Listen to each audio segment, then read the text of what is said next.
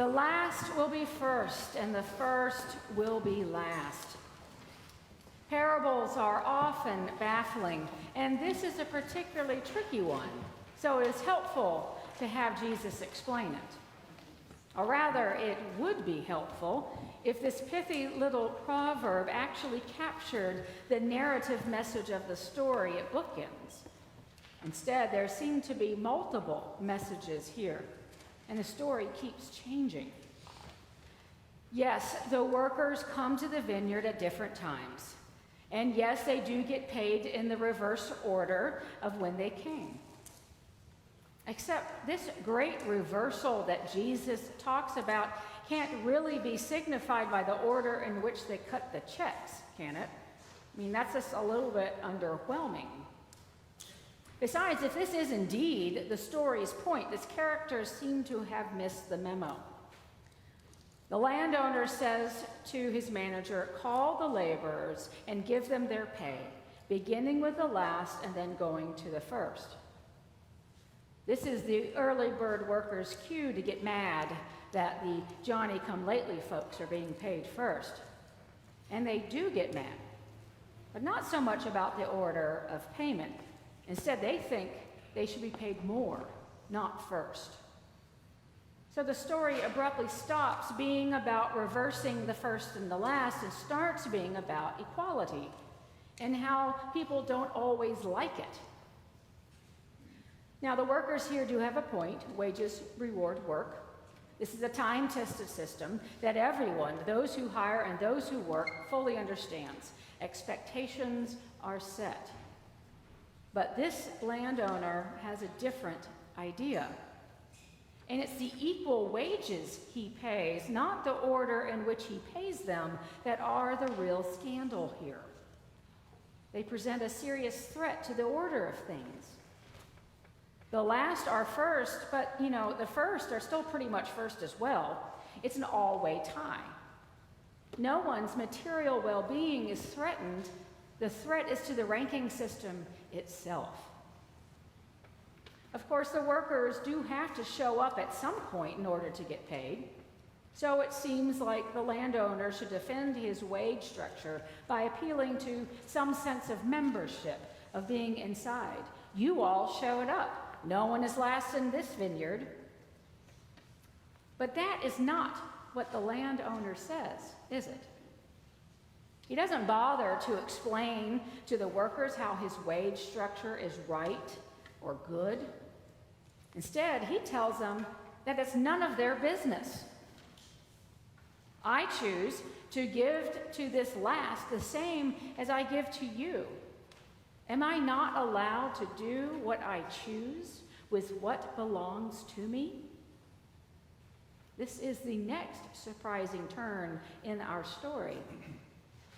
But if we look back, we see that this theme of the landowner's initiative is actually clear from the beginning, right?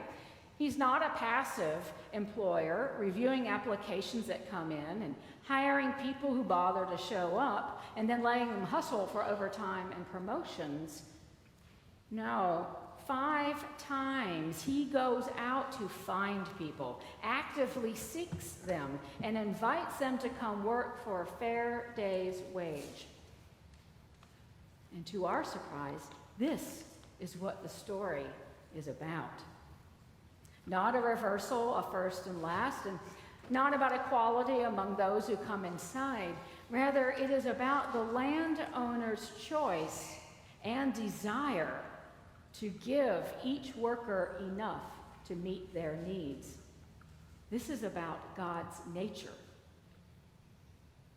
And there is a big hint that this parable is not describing a real-life situation here in our world from our human perspective, but rather it is describing God's economy in his kingdom from God's perspective. For the landowner to sustain this choice, he has to have enough to give. If the landowner's resources were limited, the order of payment might start to matter after all. What if he writes your check last and it bounces? In the context of the subjective human economy of scarcity, it's important to be first. In the context of scarcity, there's only enough for some. But this parable seems to present to us a very different narrative, a radically different context, one of abundance rather than scarcity. Within this context of an economy of abundance, justice and equality look very different. As we walk through the world, we are constantly comparing and contrasting our lives with those of others. We often think about ourselves in terms of being on some certain rung in a ladder, right? With some people above us and others below us. This is understood in social science as a psychology of inequality. Our individual experience of reality is one that is necessarily subjective and almost entirely relative. We understand our position in the world as relative to those around us, and we do this automatically, such that we're hardly aware of it, other than when our relative sense of satisfaction is threatened by another's position or possessions. A psychologist who studies the psychology of inequality relates a personal story.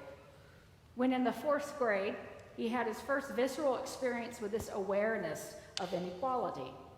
So he was at school in line at the cafeteria. There was a new cashier that day, and when he arrived at the cashier's desk, she asked him for the $1.25 for his lunch. That was the first time anyone had ever asked him to pay for lunch, for he had always been in the free lunch program. But he never knew that because no one had pointed it out to him or talked about it. Previously, the cashier had always waved him on, but the new cashier didn't know how things worked, and so asked him to pay. So there was this awkward moment. The boy didn't have any money, and he didn't know what to do about it. The cashier knew that something was wrong, but not what. And he says that moment of awkwardness made him suddenly realize that, wait, some of these kids have been paying for their lunch all along, and some of us haven't. And it suddenly dawned on him why that was. That they were the poor kids who got free lunch. He'd never before realized that he was a poor kid and all the implications that come with that. And then he started to think about himself differently.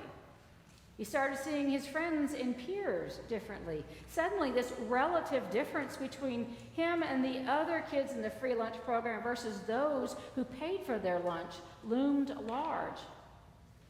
As he reflected on this experience, he commented that it wasn't like he was any poorer after that experience than before it. Nothing objectively had changed, but that this subjective awareness, now everything seemed different. If we look inward and reflect carefully, I think that we can all recall some time in our lives when we had an experience in which our subjective awareness changed our experience of reality. Of some time when we suddenly understood our place in the ranking system. Or a time when before we felt fine and then suddenly we didn't. This is one of the hazards of the human condition, that we have a hard time with holding a truly objective perspective. That as creatures gifted with, and perhaps we should say burdened with, self-awareness, we are then trapped in our own subjective reality. And this is one of the foundational aspects of our human economy of scarcity. It's what leads us to seeing life as inherently competitive for scarce resources. It makes our life within creation to be some zero-sum game so that the blessings of another somehow feel like a loss to us. But that is not God's perspective. That is not God's kingdom, nor God's nature. This parable suggests that God's nature is one of absolute abundance rather than relative scarcity? Am I not allowed to do what I choose with what belongs to me? The landowner asked the complaining worker. Or are you envious because I am generous? It is God's good pleasure to give everyone who shows up and everyone else he seeks out and gathers together enough to meet their needs. And I suspect that God sees and serves our absolute need rather than our subjective relative need. God's kingdom is not merely a reversal of created human order, but rather an inverse of the underlying subjective structure. What is important here isn't the context of radical equality, as in all are treated exactly the same way, but rather a context of radical abundance. Because of this abundance, the landowner not only pays a daily wage to each worker,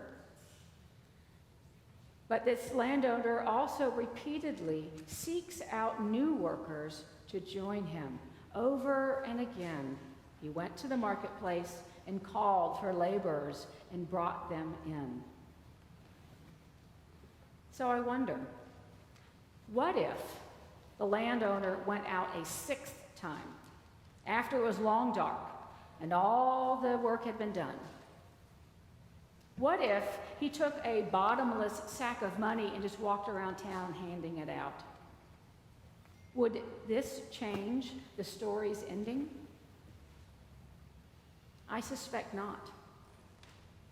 When the workers complain, not just about those who are only there for an hour, but about these hypothetical others who never even set foot in the vineyard, wouldn't the landowner still reply that he can do what he chooses with what belongs to him? Amen.